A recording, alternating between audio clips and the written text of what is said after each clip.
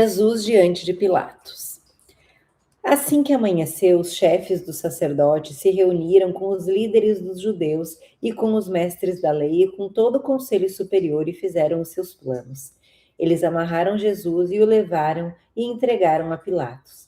Pilatos perguntou: Você é o rei dos judeus? Quem está dizendo isso é o Senhor, respondeu Jesus. E os chefes dos sacerdotes faziam muitas acusações contra ele. Então Pilatos fez outra pergunta: Você não vai responder? Veja quantas acusações estão fazendo contra você. Porém, Jesus não disse mais nada, e Pilatos ficou muito admirado com isso. Jesus é condenado à morte. Em toda a festa da Páscoa, o governador costumava soltar um dos presos a pedido do povo. Naquela ocasião, um homem chamado Barrabás estava preso na cadeia junto com alguns homens que tinham matado algumas pessoas numa revolta. A multidão veio e começou a pedir que, como era de costume, Pilatos soltasse um preso. Então ele perguntou: Vocês querem que eu solte para vocês o rei dos judeus?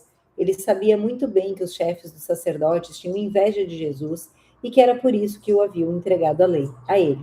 Mas os chefes dos sacerdotes atiçaram o povo para que pedissem a Pilatos que, em vez de soltar Jesus, ele soltasse a Barrabás. Pilatos falou outra vez com o povo. Ele perguntou: O que vocês querem que eu faça com esse que vocês chamam de rei dos judeus? E eles gritaram: Crucifica! Que crime ele cometeu? Perguntou Pilatos. Mas eles gritavam ainda mais alto: Crucifica! Crucifica! Então Pilatos, querendo agradar o povo, soltou Barrabás como eles haviam pedido.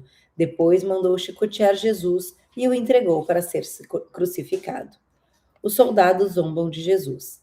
Aí os soldados levaram Jesus para o pátio interno do palácio do governador e reuniram toda a tropa. Depois vestiram em Jesus uma capa vermelha e puseram na cabeça dele uma coroa feita de ramos cheios de espinhos. E começaram a saudá-lo, dizendo: Viva o rei dos judeus! Batiam na cabeça dele com um bastão, cuspiam nele e se ajoelhavam, fingindo que o estavam adorando. Depois de terem caçoado dele, tiraram a capa vermelha e o vestiram com as suas próprias roupas. Em seguida, o levaram para fora a fim de o crucificarem. A crucificação de Jesus. No caminho, os soldados encontraram um homem chamado Simão que vinha do campo para a cidade. Esse Simão, o pai de Alexandre e Rufo, era da cidade de Cirene. Os soldados obrigaram Simão a carregar a cruz de Jesus e levaram Jesus para um lugar chamado Gólgota. Gólgota quer dizer lugar da caveira. Queriam dar a ele vinho misturado com um calmante chamado mirra, mas ele não bebeu. Em seguida, os soldados o crucificaram e repartiram as suas roupas entre si, tirando a sorte com dados para ver qual seria a parte de cada um. Eram 9 horas da manhã quando crucificaram Jesus. Puseram em cima da cruz uma tabuleta onde estava escrito com uma acusação contra ele, o rei dos judeus. Com Jesus crucificaram também 2 ladrões, um à sua direita e outro à sua esquerda.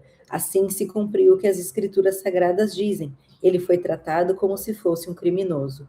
Os que passavam por ali caçoavam dele, balançavam a cabeça e o insultavam assim: Ei, você disse que era capaz de destruir o templo e tornar a construí-lo em 3 dias, pois desça da cruz e salve-se a si mesmo.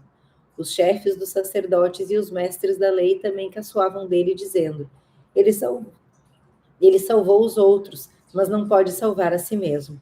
Vamos ver o Messias, o rei de Israel, descer agora da cruz e então creremos nele.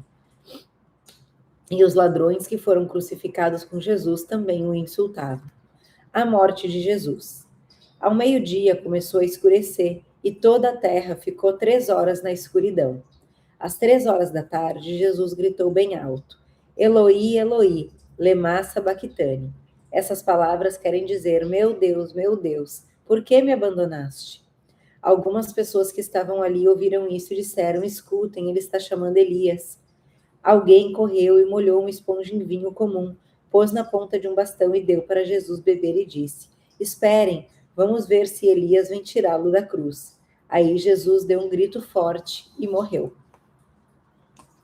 Então a cortina do templo se rasgou em 2 pedaços, de cima até embaixo. O oficial do exército romano que estava em frente da cruz vendo Jesus morrer daquele modo, disse: de fato, esse homem era filho de Deus. Algumas mulheres também estavam ali, olhando de longe. Entre elas estavam Maria Madalena, Salomé e Maria, que era mãe de José e Tiago, o mais moço.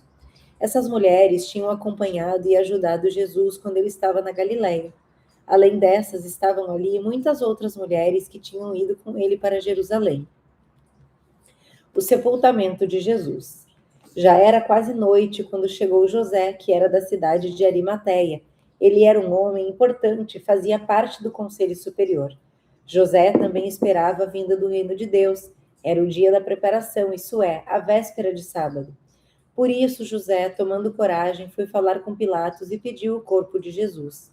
Pilatos ficou admirado quando soube que Jesus estava morto. Chamou o oficial romano e perguntou se fazia muito tempo que Jesus tinha morrido. Depois de receber a informação do oficial, Pilatos entregou a José o corpo de Jesus. José comprou um lençol de linho, tirou o corpo da cruz e o enrolou no lençol. Em seguida, pôs o corpo num túmulo cavado na rocha e rolou uma grande pedra para fechar a entrada do túmulo. Maria Madalena e Maria, a mãe de José, estavam olhando e viram onde o corpo de Jesus foi colocado. Cada capítulo impactante, né? Eu fico admirado. Marcos 15, ele tem pontos chaves. Então, o primeiro é o julgamento diante de Pilatos. O segundo é a zombaria dos soldados. O terceiro, a crucificação.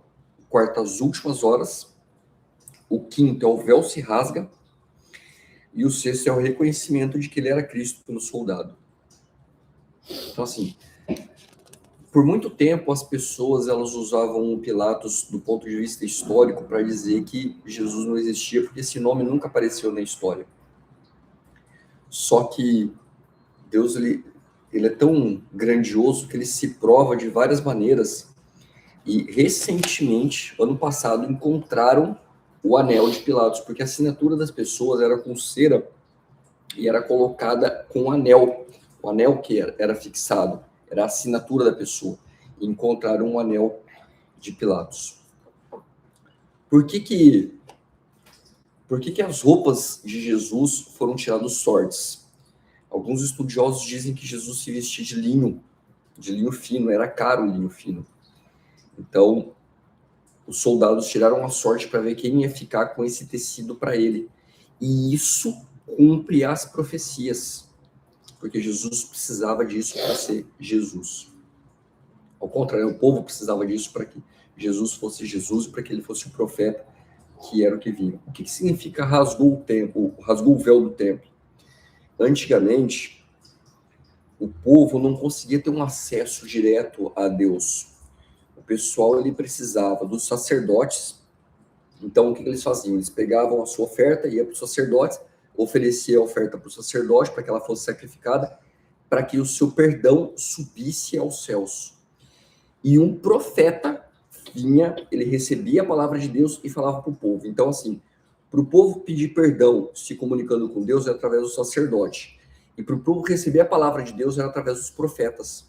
Quando Jesus vem e quando isso acontece, Jesus rasga o véu, quando ele morre, por nós, ali ele quer dizer o seguinte, que hoje nós temos livre acesso a Deus, não precisamos de sacerdote, a gente não precisa escutar um profeta, você não precisa me escutar, você precisa escutar a palavra de Deus, e hoje você só precisa dizer, Senhor, em nome de Jesus, escute as minhas orações, escute as minhas preces. Você vai ser atendido? Se você pedir com o seu coração em Cristo, sim. O que é pedir acreditando? Ore crendo que já recebeu e tudo lhe será dado. Aqui, isso está em Marcos 11, 24. Aqui, ele não está dizendo o seguinte, ore crendo em uma Ferrari que você vai receber uma Ferrari. Não, porque você está orando com o pensamento, com o pedido errado. Ele quer que você creia em Jesus, e quando você entrega a sua vida com servidão para Cristo, você não vai querer coisas para si.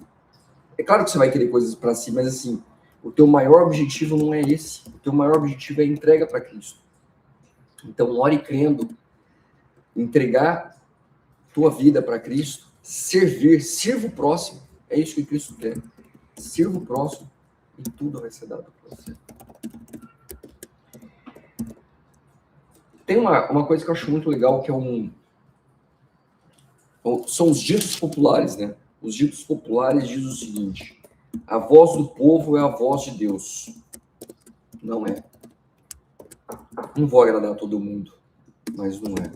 O povo escolheu Barrabás, o assassino, para ser solto. A voz do povo não é a voz de Deus.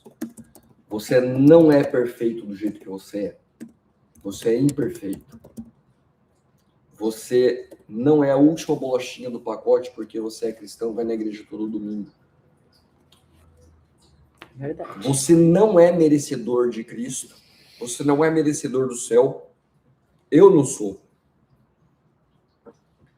Você não merece nada exceto o fogo do inferno e pela graça de Deus você pode ser salvo. Pelo que Cristo fez aqui, por nós. A gente pode ser salvo. A terra ficou em escuridão por 3 horas. Pouca ciência te afasta de Deus, muita ciência te aproxima de Deus, não é verdade? Hoje, com toda a tecnologia que temos, a gente consegue retroceder as fases lunares. E no dia 3/4/2033, às 3 da tarde, em Israel, teve um eclipse solar total. 3/4/2033, às 3 da tarde.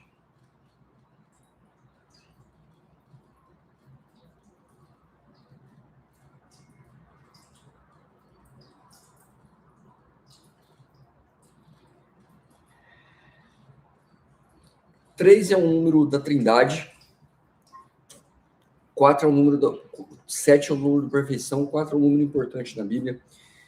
Então, assim, 3/4/2033, às 3 da tarde. 3 simboliza a Trindade, 7 é o número da perfeição, 4 mais 3, 7.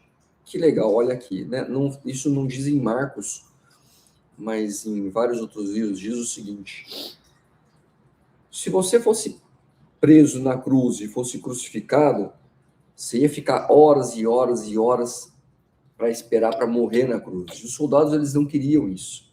Então, o que os soldados faziam naquela época para que as pessoas morressem mais rápido? Eles não ficassem o dia inteiro esperando o cara morrer. Os soldados iam, quebravam a perna das pessoas que estavam crucificadas. Por quê? Porque o osso sangra. Não sei se você sabe, a medula óssea é ela que produz o seu sangue. De uma forma muito simples explicando. Então, o osso sangra. Então, eles quebravam as pernas das pessoas que estavam crucificadas para quê? Para que a pessoa morresse rápido de hemorragia. Só que o profeta disse que nenhum osso dele seria quebrado. Então, o que o soldado fez? O soldado foi lá, quebrou a perna de um que estava do lado de Jesus, deu a volta em Jesus, quebrou a perna no outro que estava do lado de Jesus e olhou para Jesus e falou: não vou quebrar a perna desse cara não. Por quê? Não sei por quê, porque eu quebrei a perna de todo mundo, mas eu vou furar o lado dele. E aí saiu água. Tem partes que você vai encontrar em Mateus, partes que você vai encontrar em Marcos. Por quê? Porque esses livros foram escritos muito depois de Cristo, e isso era como Marcos lembrava. E isso é mais uma prova pericial. Então você sobre que... Jesus sangrar também, suar sangue também, né? Suar sangue já também. se descobriu que isso também é uma doença. Cientificamente pode acontecer, biologicamente. Isso antigamente tinha uma discussão muito grande a respeito da ciência, a respeito disso. Enfim. Então, assim, aqui eu vou te trazer pontos religiosos e vou te trazer pontos científicos, periciais, porque muita gente precisa disso. E eu vou dizer uma coisa: pouca ciência te afasta de Deus, muita ciência te aproxima de Deus. Faça parte da família real. Nem sempre vai ser... Você vai nos pegar sorrindo aqui, um exemplo, esse capítulo dificilmente não vai arrancar alguma lágrima da gente, mas a gente está aqui por e para vocês, em nome de Cristo. Nós amamos vocês em Cristo Jesus. Seu like é importante para que essa mensagem, para que outras pessoas recebam essa mensagem. Fazer parte da família real não é se inscrever, mas se você se inscrever, você vai ajudar muito. Fazer parte da família real é aceitar que você é filho do Rei dos Reis, do Senhor dos Senhores. E você tomar o seu papel e acordar e não ser um dos que dormem. Leve a palavra para os que dormem. Vamos ajudar a acordar as pessoas.